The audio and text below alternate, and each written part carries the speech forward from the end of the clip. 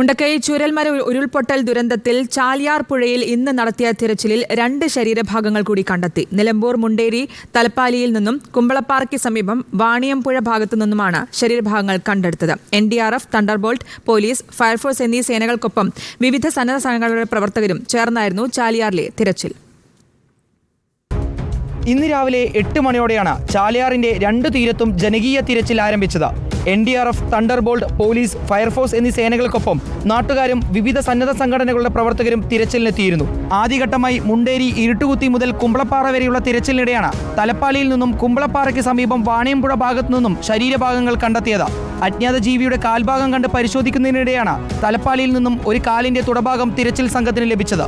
തലപ്പാലി മേൽഭാഗത്തു നിന്നാണ് കിട്ടിയത്. അപ്പോൾ അവിടെ നിന്ന് ഇപ്പോൾ അത് കൊണ്ടുപോയിട്ടുണ്ട്. പിന്നെ പോയ ആളുകൾ, നമ്മുടെ അക്കരയ്ക്ക് പോയ ആളുകൾക്കും ഒരു ശരീരഭാഗം കിട്ടിയിട്ടുണ്ട്. അവിടെ എടുത്തു വെച്ച് വാണിയംപുഴ കുമ്പളപ്പാറ ഭാഗത്ത് ഇടയിലാണ് കിട്ടിയത്. റിപ്പോർട്ട് തയ്യാറാക്കിയ ശേഷം പോലീസ് സംഘം കണ്ടെത്തിയ ശരീരഭാഗങ്ങൾ നിലമ്പൂർ ജില്ലാ ആശുപത്രിയിലേക്ക് മാറ്റി. ഇന്ന് ജില്ലാ അതിർത്തിയായ പരപ്പൻപാറ വരെ തിരച്ചിൽ നടത്താനാണ് ഉദ്യോഗസ്ഥരുടെ തീരുമാനം. സ്കൂബ സംഘത്തെ ഉപയോഗിച്ച് മമ്പാടുള്ള റെഗുലേറ്റർ കം ബ്രിഡ്ജിലും ഇന്ന് പരിശോധന നടക്കുന്നുണ്ട്. റിപ്പോർട്ടർ, നിലമ്പൂർ.